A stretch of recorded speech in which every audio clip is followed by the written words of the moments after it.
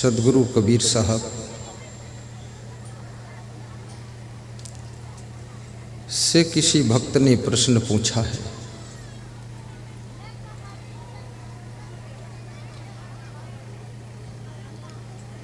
कि संसार में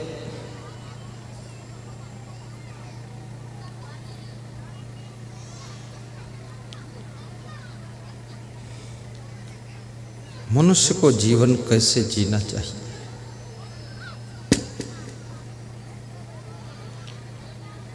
क्योंकि जीवन तो सबको मिल जाता है,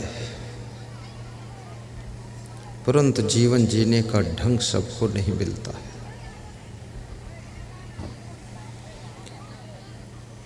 तो कबीर साहब कहते हैं,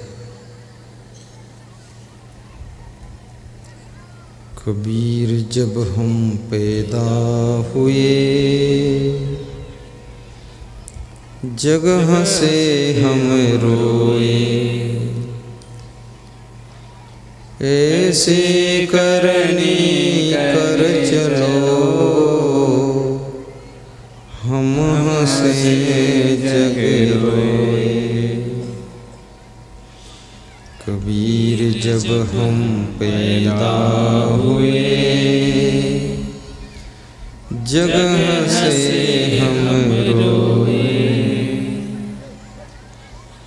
ऐसी करनी करे चलो हम हंसे जग रोए।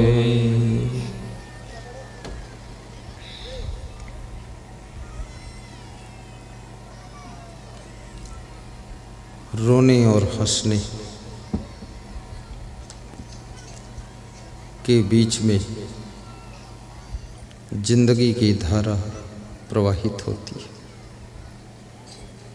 कभी सुख, कभी दुख,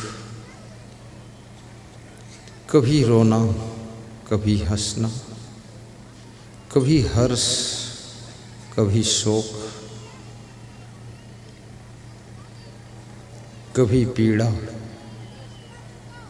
और कभी खुशी, कभी गम, कभी हानि, कभी लाभ,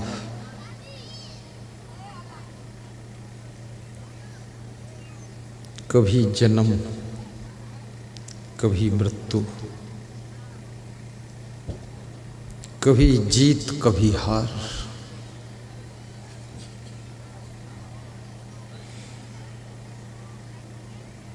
कभी प्रेम, कभी क्रोध, कभी गरीबी, कभी अमीरी। इसके बीच में जिंदगी गुजर जाती है। लेकिन कबीर साहब कहते हैं, जब तुम्हारा जन्म होता है तब तुम रोते हो,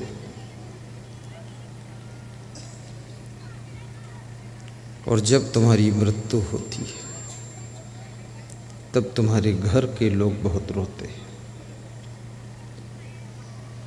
और जिसकी मृत्यु हो जाती है फिर मुर्दा रोता नहीं, मुर्दा शांति से पड़ा रहता है, शांति से लेटा रहता है। मुर्दे को पकड़ पकड़ करके जिंदा लोग सब रोते हैं, उसके हाथ पांव भी हिलाते हैं, कहीं भी थोड़ा बहुत होश बचा हो तो जिंदा हो जाए। अपने सीने में भी मुक्का मारते हैं और दो चार मुक्का मुर्दा के भी मारते हैं कि तू उठता क्यों नहीं। अब ये काम कौन करेगा।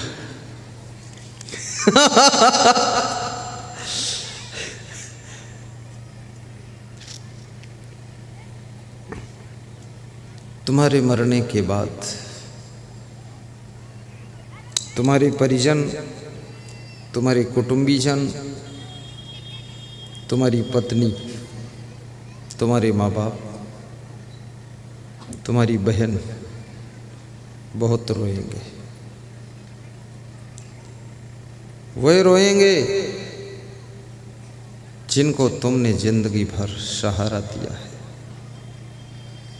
खुशियां दिया है, जिनके मददगार तुम रहे हो, सब रोएंगे।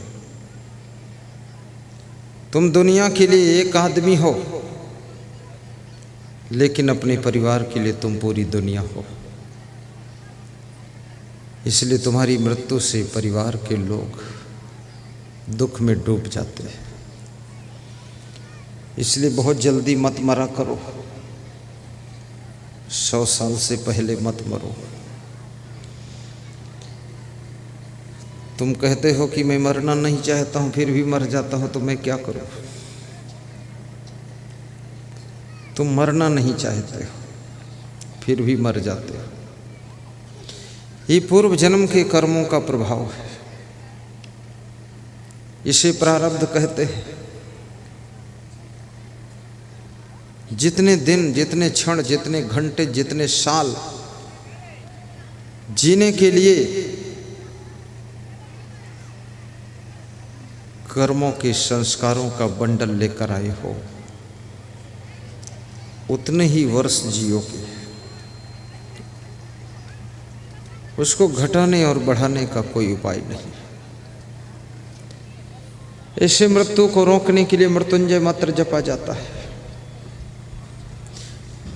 और विचारक कहते हैं कि मृत्युंजय मंत्र जपने से मृत्यु रुक जाती है, मृत्यु टल जाती है। 10 साल तक मृत्यु को टाला जा सकता है, लेकिन मैं कहता हूँ जिस मृत्यु को किसी भी मंत्र के जप से 10 साल तक टाला जा सकता है, और ज़्यादा जप किया जाए तो 20 साल भी टाला जा सकता है। और जप बंद ही न किया जाए तो हमेशा के लिए भी टाला जा सकता है। क्योंकि जिस ट्रैक्टर को 10 फीट आगे ढकेला जा सकता है, तो और ताकत लगाओ, ढकेलते रहो तो 20 फीट भी ढकेल सकते हो। क्या कोई ऐसा मंत्र है जो आपकी मृत्यु को टाल सके? क्या कोई ऐसा तंत्र जंत्र है जो आपकी मृत्यु को रोक सके? यदि मृत्यु को रोकने का कोई उपाय होता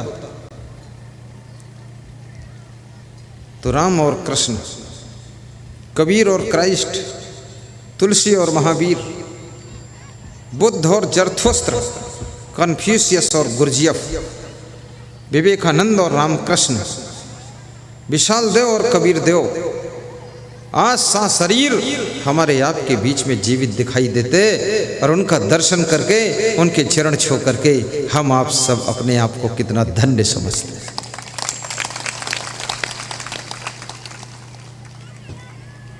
मृत्यु को टालने का कोई उपाय नहीं,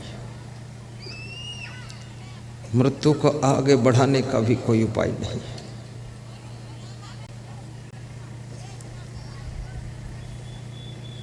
और समय पूरा हुए बिना मरने का भी कोई उपाय नहीं। ऐसा कोई व्यक्ति शायद बिरले होगा जो अपने जीवन में 2-5 बार आत्महत्या करने को न सोचा हो, लेकिन फिर भी वो आत्महत्या नहीं कर पाया, क्योंकि अभी जिंदगी शेष है। सोचना सरल है, करना कठिन है। लेकिन तुम ये भी मत सोचना कठिन है फिर भी मैं कर दूंगा, करने की जरूरत भी नहीं। आत्महत्या करके तुम ज्ञानी नहीं कहलाओगे। अज्ञानी ही आत्महत्या करता है। अज्ञानी ही बकरे, भेड़ा और सुअर की बलि देता है। ज्ञानी किसी प्राणी की बलि नहीं देता है, और ज्ञानी कभी आत्महत्या नहीं करता है।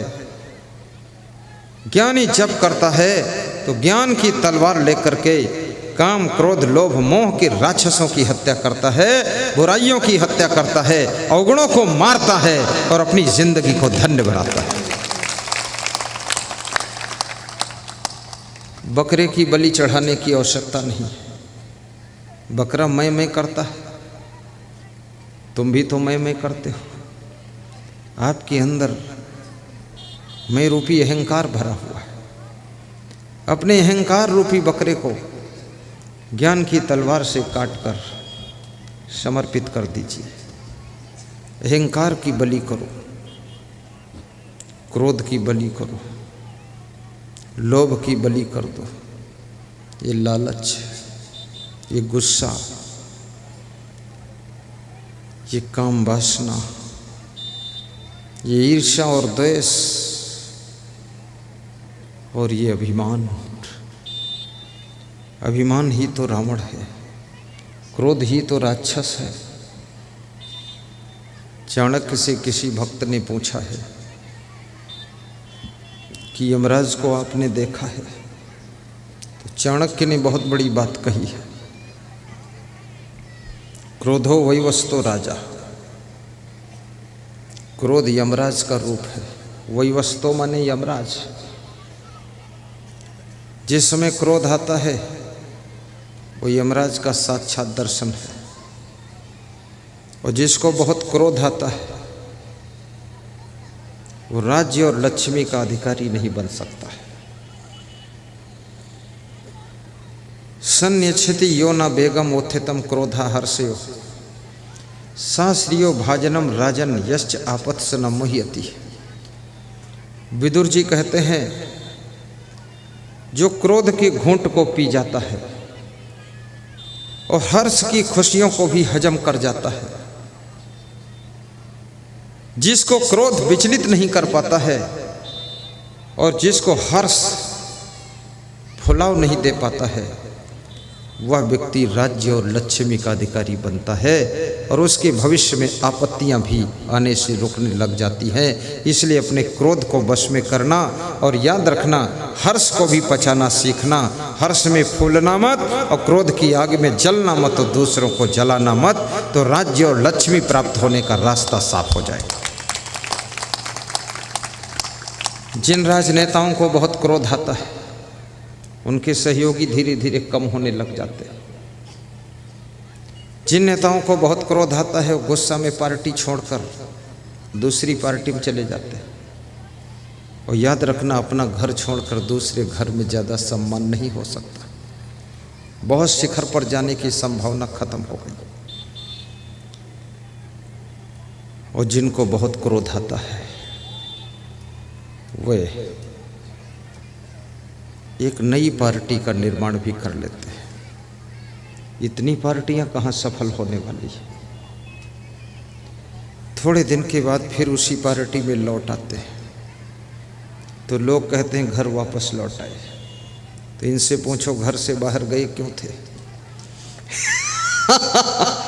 और जो एक बार घर से बाहर जा चुका है, बटबाहू हो गया, घुमक्कड़ हो गया, तफरी मारना सीख गया, वो घर वापस तो हुआ है लेकिन उसका कोई भरोसा नहीं कि फिर कब घर से बाहर ना हो जाए, वो फिर बाहर हो सकता है। और ये भी याद रखना, कितने लोग क्रोध में आकर काम करना बंद कर देते हैं कि मैं अब काम नहीं करूँगा। किसी ने उनको समझाया कि रोटी अच्छी बनाया करो, क्रोध आ गया कि मैं रोटी नहीं बनाऊंगी, तुम ही बना लो। किसी ने कहा गाड़ी थोड़ा ठीक से चलाया करो, चाबी फेंक दिया कि तुम चला लो, मैं नहीं चलाऊंगा, मुझे छूना ही नहीं। और किसी ने कहा कि भोजन जरा ठीक से किया करो, तो कभी नहीं छोड़ा और 2 रोटी ज़्यादा ठूंस के खाया। और किसी ने कहा कि जरा समय पर जाग जाया करो, तो कभी नहीं कहा कि आज से सोऊंगा ही नहीं। और किसी ने समझाया कि कपड़े जरा साफ करके पहना करो, तो आज तक कहा ही नहीं कि आज से कपड़ा ही नहीं पहनूंगा, नंगा घूमूंगा। अगर तुमको झाड़ू लगाने के लिए किसी ने समझा दिया कि ठीक से लगाओ, तो झाड़ू लगाना छोड़ देते हो। और खाने के लिए किसी ने कहा कि खाना ठीक से खाओ, तो खाना क्यों नहीं छोड़ते हो? ये नाटक किसको दिखाते हो? गुस्सा में काम छोड़ने की आदत छोड़ दो। छोड़ना है। कभी ऐसी गुस्सा आ जाए तुमको, कहो कि आज से शराब कभी नहीं पीऊंगा। तुम्हारे घर के लोग कब से कहते हैं शराब छोड़ दो, नहीं छोड़ रहे हो। गुटखा पुड़िया छोड़ दो, जुआ छोड़ दो, ताश छोड़ दो, झूठ बोलना छोड़ दो। जैसे हमारे मनीष कुमार कहते थे, मैं झूठ नहीं बोलता। ये मेरी जिंदगी का पहला नेता है जिसने झूठ नहीं बोलता हूँ ऐसा कहा है। नहीं तो मेरे मंच पर ऐसे ऐसे नेता आते हैं, कहते हैं थोड़ा तो बोलता ही पर ये बहुत बड़ी विशेषता है। झूठ बोले कौवा काटे, कबूतर उड़े, कोयल आए। झूठ छोड़ना कोई आसान बात है। और जिसने झूठ छोड़ दिया है तो समझो उसने ढेर सारी बुराइयों को छोड़ दिया है। कि बुराइयों को ढांकने के लिए तुम्हारा झूठ एक चादर का काम करता है, और जिसने झूठ की चादर फेंक दी है तो समझ लो उसने बुराइयों को भी खत्म कर दिया। और कबीर साहब कहते हैं जो झूठ न बोले और सच बोले तो सबसे बड़ा तपस्वी होता है। तो ये हमारे तपस्वी जी बैठे तपस्वी है, सांच बराबर तप नहीं, झूठ बराबर पाप। जाके हृदय सांच है ताके हृदय आप। और कबीर साहब ये भी कहते हैं कि झूठ झूठा कई डारहु, मिथ्या यह संसार, तही कारण मैं कहता हूँ जाते हो उबार। झूठ को झूठ समझकर छोड़ दीजिए। और इस संसार में झूठ कितना है, झूठ के साथ में ही तो लेन देन चल रहा है। ये शरीर भी तो झूठ ही है।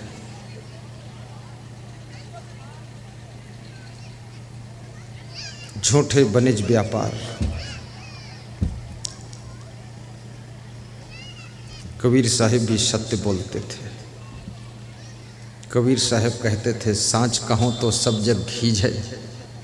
खींचे माने नाराज होना, कि सच कहता हूँ तो पूरा संसार खींचता है, नाराज होता है। तो किसी ने कहा सच मत कहो, झूठ कह दो। तो कबीर साहब ने कहा कि झूठ कहा न चाहिए, झूठ नहीं कह पाऊंगा।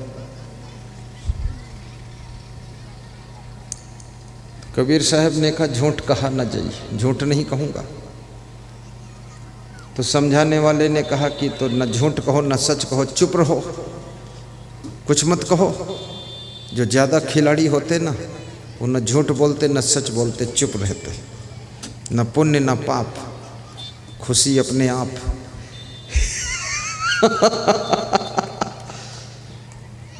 तो कबीर साहब से किसी ने कहा कि न सच बोलो न झूठ बोलो, चुप रहो।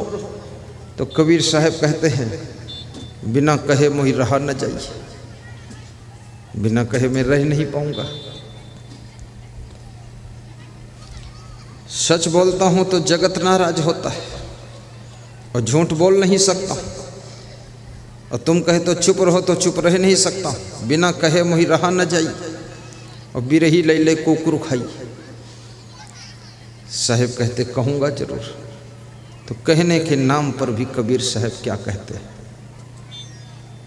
कहने के नाम पर कबीर साहब कहते हैं तेरा साईं तुझ में जाग सके तो जाग।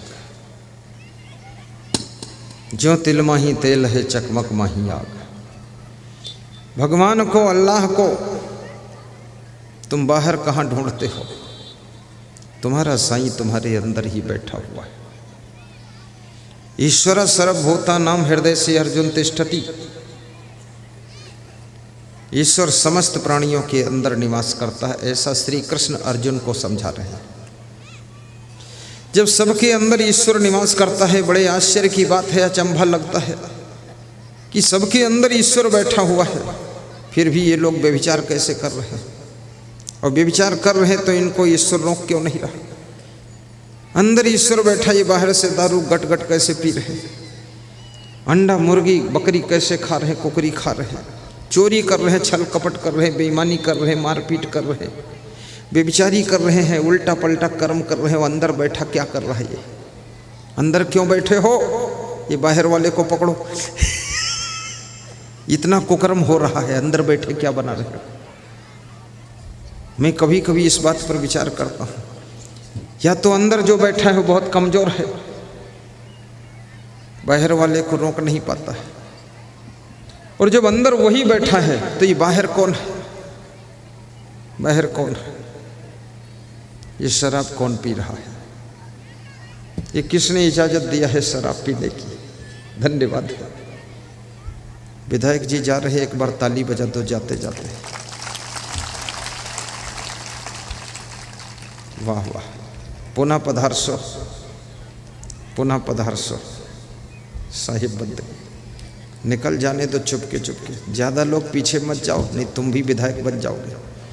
कौन कौन पीछे जा रहा? रजनीश मत जा, तू भी विधायक बनेगा। कौन जा रहा? आशीष, तू क्या मिनिस्टर बनना? बोतल लिए दौड़ता पास। लौटाओ, अटपाला में रहो, विधायक सब मत बनो। साहिब बंदगी। बैठो बैठो, ये महिलाओं को कौन समझाएगा आवाज़ ना करे, ये बहुत तकलीफ है इनको।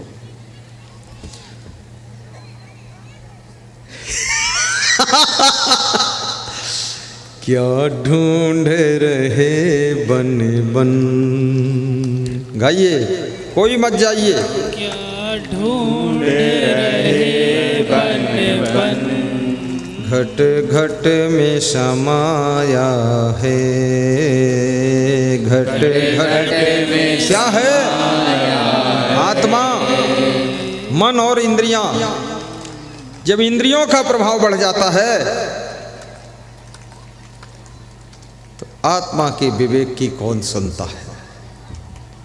जब मन का प्रभाव बढ़ता है तो इस आत्मा की आवाज़ को कौन सुनता है? आप कोई भी काम करने चलते हो, यदि अच्छा काम है तो अंदर से आवाज़ आती है, इसको करो बहुत सुख मिलेगा। यदि बुरा काम है तो अंदर से ब्रेक लगता है कि गलत तो है, मत करो। फिर भी मन की चंचलता के वशीभूत होकर, इंद्रियों के आकर्षण में आकर तुम गलतियां करते हो। परंतु ये अंदर जो आत्मा रूपी परमात्मा बैठा है, ये रोकता क्यों नहीं? ये रोक पाता क्यों नहीं है? इसको रोकना चाहिए कि नहीं रोकना चाहिए? और फिर ये भी कहते हैं जैसा कर्म करोगे वैसा फल देगा भगवान। ये है गीता का ज्ञान। फिर ये भी लिखा हुआ है कि जो जस करे सो तस फल चाखा। ये तो खिचड़ी हो गया मामला। एक तरफ कहते हैं कि जैसा कर्म करोगे वैसा फल देगा भगवान, वैसा फल देगा अल्लाह, और दूसरी तरफ ये भी कहते हैं कि कर्म प्रधान विश्व रचि राखा, जो जस करे सो तस फल चाखा। तो जब कर्म प्रधान है और जो जैसा करे वैसा फल चखेगा, तो इसमें भगवान का क्या काम है? उसकी क्या ड्यूटी है? फिर भगवान को क्यों घुसेड़ रहे हो बीच में? दूसरी तरफ ये भी समझाते हो भगवान जितना देगा उतना ही मिलेगा। तो भगवान जितना देगा उतना ही मिलेगा, तो कर्म क्यों करते हो? तो कहते हैं कर्म किए बिना कुछ नहीं मिलेगा। भगवान देगा तो क्यों नहीं मिलेगा? भगवान है क्या? कौन है भगवान? कस्तूरी कुंडली बसे मृग ढूंढे बनवाई, ऐसे घट घट राम है दुनिया जाने नहीं। कबीर साहब कहते हैं घट घट में राम है। तो इस मठ मठ में कौन है? जब घट घट में राम है तो मस्जिद में कौन है? जब घट घट में राम है, जर्रे जर्रे में खुदा है, कण कण में राम है, तो ये बकरा मुर्गा गाय भैंसा के अंदर कौन है? जब हर कण में राम है और हर जर्रे में खुदा रहता है, तो ये बकरे मुर्दे के अंदर कौन रहता है? अंडे में कौन रहता है? अंडा क्या कण नहीं है? वो तो बहुत बड़ा कण है। क्या भैंसा और गाय जर्रा नहीं है? वो तो बहुत बड़ा जर्रा है। जब जर्रे जर्रे में खुदा है और कण कण में राम है, तो क्या बकरा मुर्गा भैंसा ये खुदा से जुदा है? इसमें भी तो खुदा है। और जब उसमें भी खुदा है, हम में खुदा, तुम में खुदा, सब में खुदा, जानवरों में खुदा, प्राणियों में खुदा, पंछियों में खुदा, और सब में खुदा, मनुष्यों में खुदा, हिंदुओं में खुदा, मुसलमानों में खुदा, और हिंदुओं में राम, मुसलमानों में राम, और बकरा मुर्गा अंडा सब में राम, कण कण में राम, सब जगह राम। तो फिर अंडा कैसे खाओगे? मुर्गा कैसे खाओगे? अंडा खाओगे तो राम को खा जाओगे, मुर्गा खाओगे तो खुदा को चबा जाओगे क्योंकि जर्रा है उसमें। फिर भैंसा खाओगे तो राम खुदा को खा जाओगे। फिर मांस तो खा ही नहीं सकते। फिर तो जियो और जीने दो का फार्मूला लेना पड़ेगा कि खुद जियो दूसरों को जीने दो। स्वामी महावीर यही कहते थे। कुरान शरीफ की पहली आयत कहती है बिस्मिल्लाह रहमान रहीम, कि वो रहमान रहम करने वाला अल्लाह है और रहम करने वाला रहमान है। तो ये रहमान किस पर रहम करता है? जो सभी नर नारियों के ऊपर रहम करता है, प्राणियों के ऊपर रहम करता है, रहमान उसके ऊपर रहम करता है। दया सिंधु की दया उसको मिलती है जो सृष्टि के सब प्राणियों के ऊपर दया रखता है, वही दया सिंधु की दया को पाता है। जिसके दिल में दया का खजाना नहीं, राम का नाम लेने से क्या फायदा? दान का हाथ आगे बढ़ाया नहीं, खाली माला हिलाने से क्या फायदा?